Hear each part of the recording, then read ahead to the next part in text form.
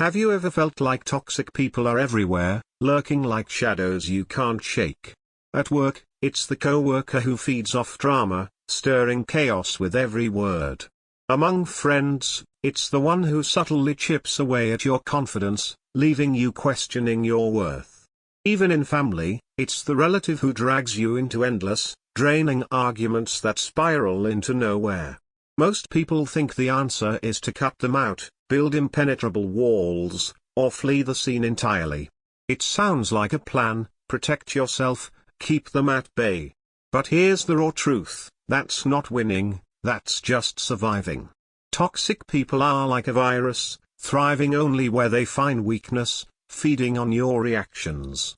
The moment you realize their power depends on you, everything shifts. Today, I'm going to show you how to reclaim your strength, forge an unbreakable mind, and live so fiercely that their chaos can't touch you.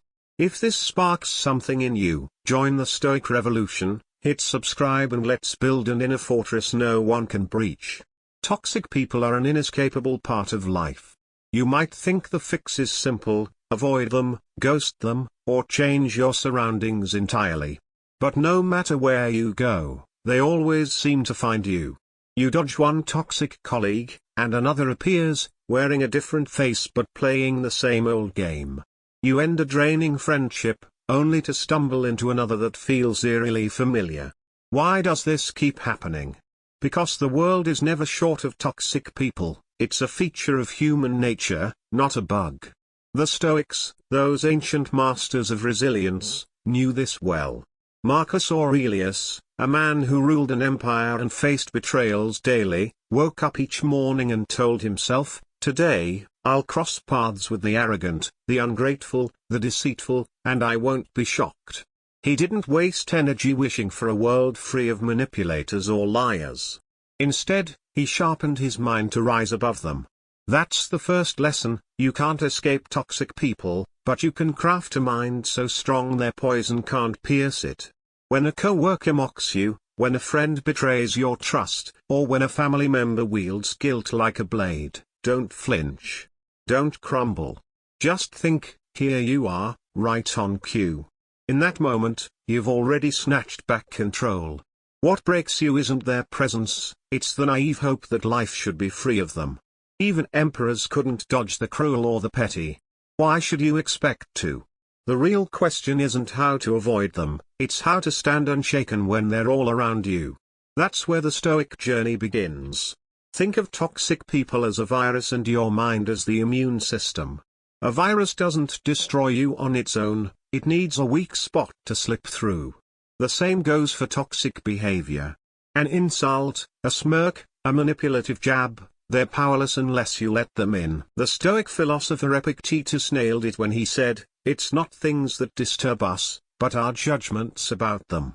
The virus isn't their words or actions, it's how you interpret them. An untrained mind takes every harsh word to heart, bleeding energy and peace with every hit. But a disciplined mind, it's a fortress. Those same words bounce off like pebbles against stone. Imagine two people facing the same cutting remark. One spirals into anger, replaying the moment for days, while the other brushes it off with a smile and moves on. The difference isn't the insult, it's the strength of their mental immune system. Toxic people need a host to thrive. They feed on your doubt, your anger, your reaction. Without it, they're nothing. Starve them. The power isn't in banishing every toxic person, that's a fool's errand. The power is in making yourself so strong that their chaos can't touch you. Marcus Aurelius saw the human spirit as a fire, consuming whatever's thrown at it and turning it into light. You can be that fire. Every jab, every slight, every betrayal can become fuel to make you stronger. When you realize they can't harm you without your permission, you stop being their victim. You become the guardian of your own peace, the architect of your own strength. Here's the secret weapon toxic people wield: your reaction. It's not their words or their schemes that hurt you, it's how you respond. The moment you snap, argue, or spiral into self-doubt, they've won. They're in control. Seneca, another Stoic heavyweight, called anger a temporary madness, and that's exactly what toxic people crave. They want you rattled, emotional, off balance. Think of a schoolyard bully tossing out insults, not because they're true, but to see if you'll bite. If you explode, they grin. If you crumble, they grow stronger.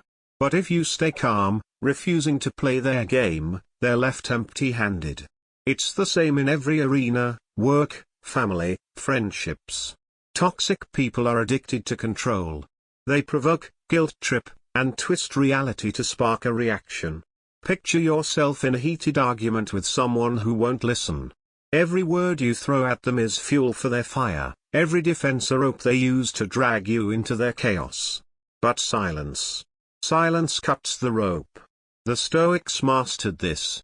Marcus Aurelius wrote, "If someone can't prove me wrong, their opinion means nothing to me."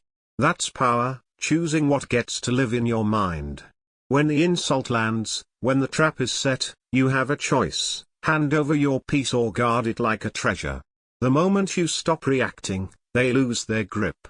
They flail, desperate for the response you won't give. And that's when they escalate.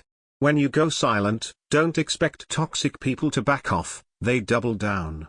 Your calm is a mirror, reflecting their own emptiness, and they can't stand it. So they push harder. Their insults get sharper, their manipulations bolder, searching for the one trigger that'll break you.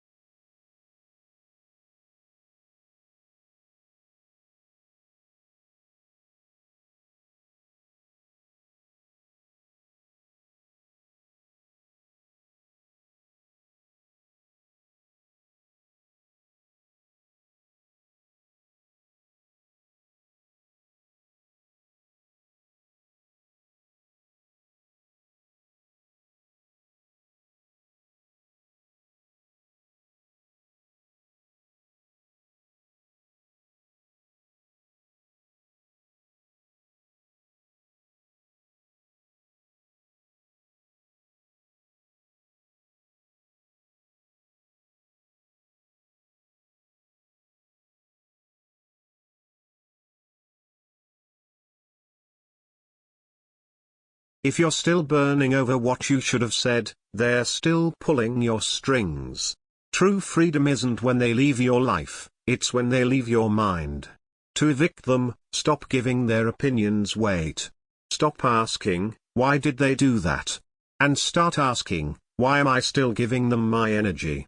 Marcus Aurelius practiced this daily, reminding himself that others' judgments are meaningless unless he accepts them. When their words creep back, don't fight them. Let them pass like clouds across a clear sky. Your mind is the sky, vast, unshaken. They're just clouds, fleeting and powerless. Here's the final twist: toxic people don't break you, they forge you. Every insult, every betrayal, every manipulation is a weight that, when lifted, makes you stronger. Marcus Aurelius said, "The fire makes brightness out of everything thrown into it." That's you. The pain they caused, the lies they told, the rejection they hold, it's all fuel to refine you. Think of steel, it's not forged in comfort but in fire. The chaos they created has been shaping you into someone unbreakable. Picture a young soldier, humiliated by his commander in front of his peers. The shame burned, but he didn't break. He trained harder, honed his discipline, and rose to command those who once mocked him. Their insult, meant to crush him, became the spark that crowned him. Seneca said, "Difficulties strengthen the mind as labor does the body." Look back at what you've endured, not as wounds, but as a training ground that carved your resilience. Toxic people wanted you weak, but every time you chose to rise, you became a threat. Nothing scares a manipulator more than someone who no longer craves their approval. What if every scar became your shield? Every wound, your wisdom. Every painful chapter, the reason you're unbreakable. That's the Stoic alchemy, turning pain into power, chaos into light. Toxic people want you shattered, haunting your thoughts forever. But when you rise above, living with peace and strength, they lose everything. The ultimate revenge isn't anger or cutting them off, it's indifference. It's building a life so vibrant, so unshakable, that their chaos can't even graze you. That's the Stoic path, to be the calm in the storm, the strongest in the room. If this resonates, join the Stoic revolution, subscribe, share, and commit to your journey in the comments. I choose peace over chaos. Let's keep forging that unbreakable mind together.